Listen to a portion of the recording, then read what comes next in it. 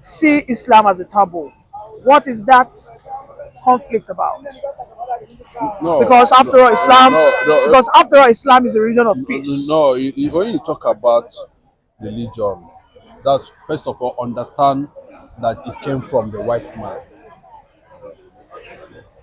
after it has been reviewed.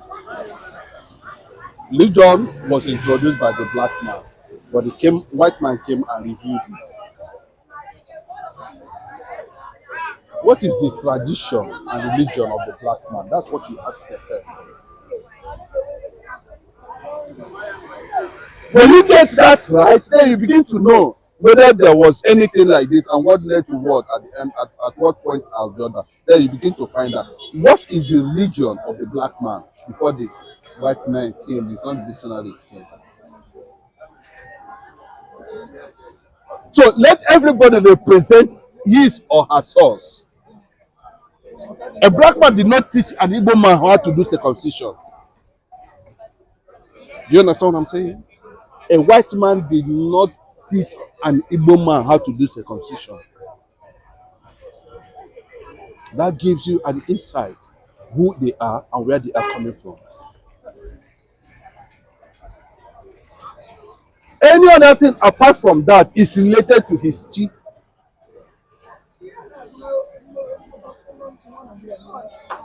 An Igbo man believes that he is not superior, that somebody else is superior, supernatural than him. And that is why I've been issue when they want to pray and call upon the God, they said Chukwu Okike Abiyama. Do you know what is meant Abiyama? The God of Abraham. That's what they call. They make reference to their grandfather. That's what they mean by Chukwu Okike Abiyama. Abiyama is an Igbo name of Abraham. They go back to their source.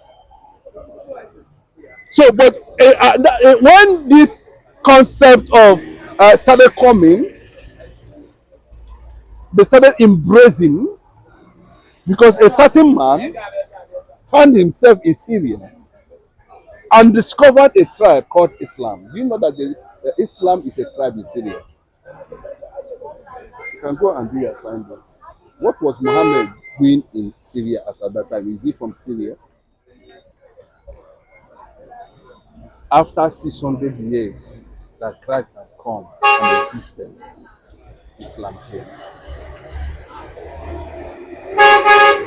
And the people who advance, the missionaries who advance to this part of the world, go to this place and discovered from Sudan down to Kogi, the thread happened that these people who have no sign of civilization had one thing that can be traced to generations.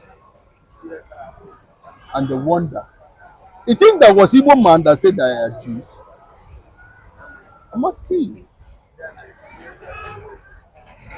The first missionaries that invaded Africa, West Africa, I wanted to tell you that there's a tribe called Africa. Let us not go there so that we'll be able to look at the topic we are looking at very well. When they came, they discovered that Igbos were circumcising, and they count their days the way it's been counted in the ancient Hebrew time.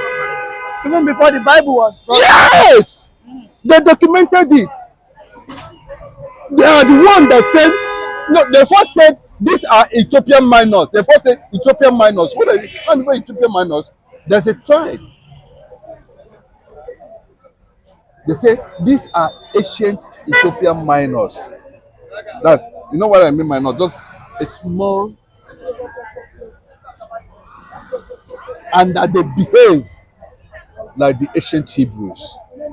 Because when they come, they saw that they have similarities with the Hebrews, with the Jews.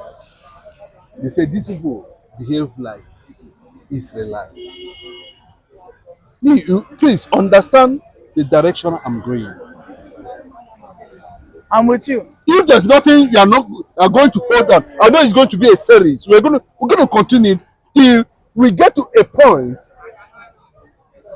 we will now know how this part of the world was called Africa, and the position of the kingdoms the four kingdoms that made up our Africa. Where is the Igbo man's position in those kingdoms?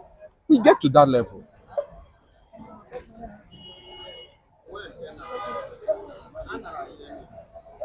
So when these things happened, they discovered it. They went in further again. They discovered that the way they count their days is the same way it is being counted in Israel today. 4 days without any white man's input. Then we are part of the people that share that grace, that heavenly manna from heaven. That they exhibited it during the Nigerian Biafra war. They built an atomic bomb, ballistic, without Oyibo input. That was the beginning. The Igbo man became a threat. Does Igbo man say, if you don't worship God, I will cut off your hand? Does Igbo man say, if you don't marry 20 wives, I will kill you?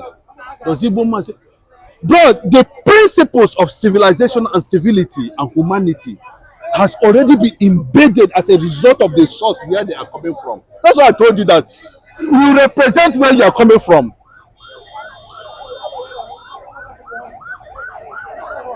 It cannot be snake and give back to an antelope. It's not possible.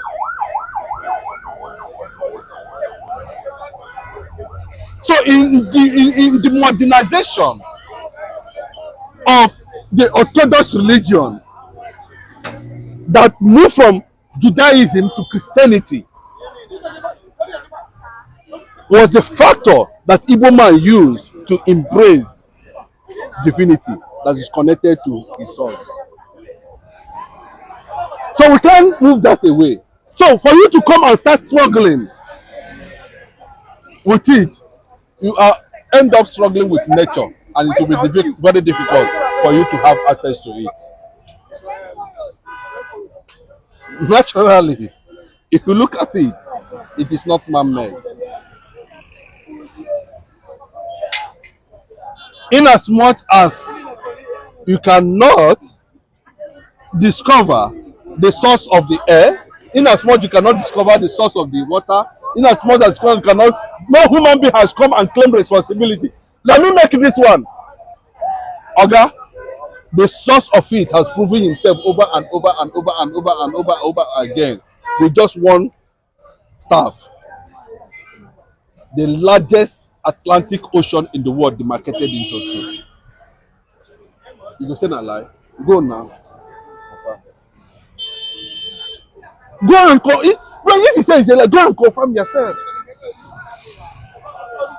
This approves. Okay, you want to tell me that the Jews, the Israelites, were not in Egypt for 460 years? You will say it's a lie? If it's a lie, go and find out. So the nature of it, even though there has been some reservations that the real Hebrews are blacks. Yes. The real Hebrews are blacks. And everybody all over the world, if you go to any part of the world, they only mention Kenya, either some part of Uganda, Ethiopia, and the next one is Igbos. Igbos is the most popular black race in Africa, in the world. Igbos, they are all over the world. Even when you are sitting inside plane, last people say they refer to them as Jews.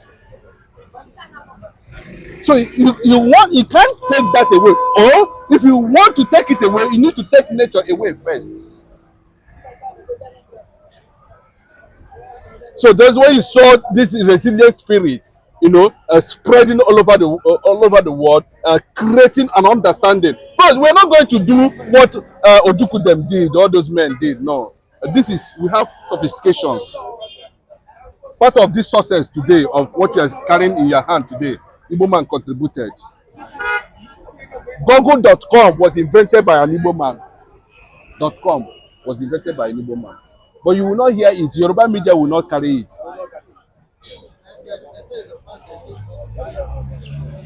But we know what's happening.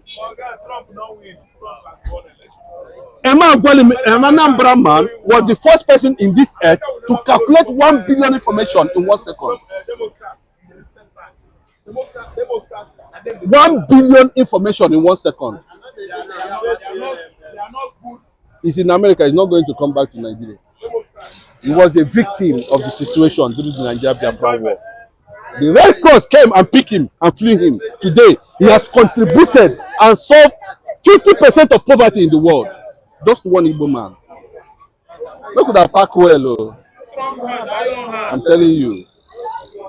All right, thank you for that.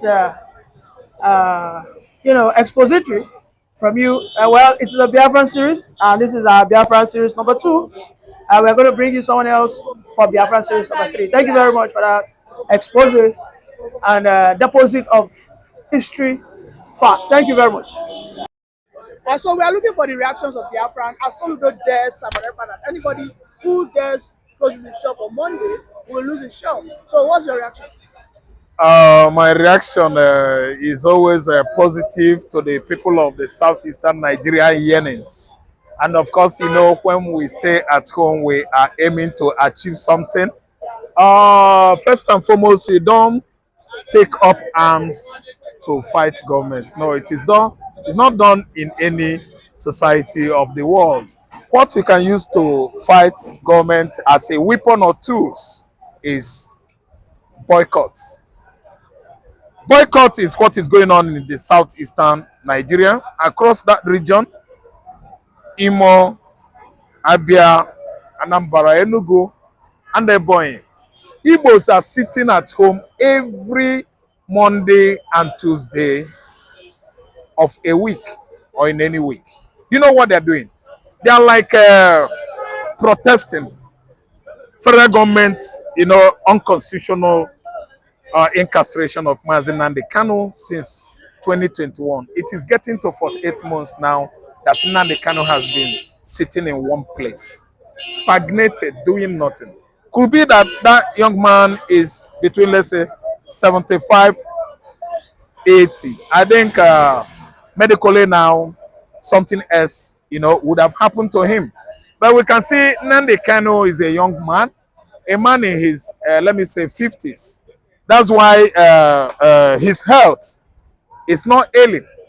It's not failing him because of the kind of, person he is, the cause he is fighting for, and his age, mostly. So what I'm trying to say is my reaction is that Soludo should mind himself. What is good for gender should be also good for the goose. I don't understand. What is good for Enugu State is also good for Anambra State. Mba came out and harassed and questioned the sit-at-home order we are observing currently in Enugu State. Mba came out, Mba, the governor of Enugu State, and questioned the people of that region not to restrict movement Monday, Tuesday. And he actually, as a result of his position in the office of executive department, implemented it. What happened then when he stopped Ndi Enugu from observing sit-at-home order? In fact, what happened then? You know what I'm trying to say? I mean, Soludo Chukwuma should put calls across to Enugu State. His second, Peter Mba. Ask him how he did his own. How far he could go. If he thinks that he's going to succeed on pushing the Anambra down, shouting down on us, he should put calls across to Enugu State and at least find out from Peter Mba how he went about his own, order issued against Monday, Tuesday restriction of movement, business activities in Enugu State. I think it's the high time they should begin to learn that you can't force all the horses you took to the stream to drink. It is not easy for them to be lapping water with their tongues. You can't force them. You allow them. You see, Soludo, in question, I'm looking at him as a vulnerable governor. Why? Vulnerable to deception of the Fulani hegemonies, who have been promising them that juicy position as a rock.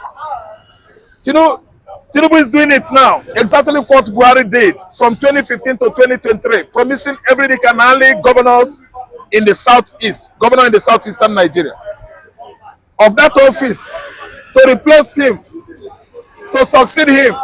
He will call hope across. You are the one that will take that office after me. But don't tell Umahi. This is a game. He will put a call across to Umahi in Ebonyi State. You are the one. You are doing good work. You are the one to represent me, my successor. But don't tell Obiano. He will put a call across to Obiano. He will address Obiano. Don't tell anybody. You are the one that will succeed me. That's why they are all dancing to Buhari's costume. Whatever Buhari told them, they obeyed him. All the southern state governors, southeastern state governors, including Wike. That's why I said all the southern state governors. Because Wike was promised of that juicy office as a rock. And Wike started running mad. Wike started demising youths. Wike started disaliving his kinsmen. That was during NSAS police brutality. It was a drama in Rivers State because Wike virtually disalived many Igbo youths at the axis of Igbocha and Eche. He could not even spare Igbos in Parakot, Ikweres. Just because of Fulani's promises, empty political promises that Buhari could not even redeem. Wike disalived many fellow Igbos in Rivers State. Are you saying Soludo is betraying the cause, Biafran cause? Are you saying? If you are a governor in the southeastern Nigeria, failure to behave like Alex Oti, you are betraying the Igbo cause. The entire Igbo cause you are betraying. But if you could behave like a man, an educated man, a good lawyer, an erudite legal giant, Alex Oti, you are getting it right, because he will never ever turn his back against his Omonna, against the people that voted him. Okay, everybody in Igbo land likes to leave Nigeria. I'm not hiding my mouth to see. As I'm here, I'm not happy. I want to leave Nigeria. I don't mean Jakpa. Does that include Alex Oti? Alex Oti is a human being. Is it because he's a governor? He's a human being with blood. Oga Soludo is a human being. Is it because he's a governor? He has blood running in his vein like mine. So what I'm trying to say is that all of us, we are the indigenous people of Igbo land. In other words, Biafra. IPOB is an abbreviation. If you expand it, it is an English language. Indigenous people of Igbo land. Okay, if you are writing, if you're interviewing, and if you are writing on your comment section, you say Nigerian police neutralized IPOB terrorists. Nigerian police neutralized your papa and mama terrorists. IPOB, they have been proscribed by courts. You don't use terrorists on my brothers. They are not. Fulani herdsmen are. The bandits are. The Boko Haram are. Their supporters and the local chiefs in the north that are funding them are the one terrorizing northeastern Nigeria, core north, northwest, entire mid-north. They are the one. So, which is why I'm here to tell you that now the Kano must come out. If you go to American lawmakers, anytime they are having session now, I think we are having representatives there. It is getting to the American lawmakers what Nnamdi Kanu has been going through. In a straight 4 years now, sitting somewhere, a man that is absolutely innocent. He has never been culpable of any international crime, has never been culpable of any treasonable felony. If a felon Fogini, Nigerian court, Nigerian police and soldier, the judiciary department and the executive department are talking about felony, treasonable guinea, treason guinea, treason. Is it treason or reason? T.R. Guinea. Nnamdi Kanu is not culpable of any international crime within this context. I am trying to say that the people that are holding him are international kidnappers. They have cases to answer. After renditioning him, abducting him from Nairobi, Kenya into this land, Nigeria, that is kicking dry with injustice, hunger, bad governance, bad government, economic hardship, and the deprivation of all manners of what? Infrastructural and social amenities. These are the diseases joined together where Nigerians are going through. That takes me to my second question. In the last 2 years, the Igbo land has attracted over 25 billion naira. One state, which is Abia State. Meanwhile, the whole of the northern state has not been able to attract even 1 naira. I mean, this is another testament that the Biafra land is a land filled with honey, milk, and of course, so much prosperity. You know what I'm trying to understand now is that you have good mind for Igbos. Because you being a pressman from southwestern Nigeria, you are not hiding your feeling from telling the whole world exactly how that region, Nigerian region, is making impact on infrastructural development, investment attracted from Europe, coming in, influx of investment from USA, from Asia continent into Abia State, Igbo land. And they are not hiding anything. You are letting the cats from the what sack. You know, it is restricted in southwestern journalism to tell it all, everything good going on in Igbo land. They don't write it, they don't tell it. But you have free mind to tell us the kind of attraction made so far in terms of investment into Abia State.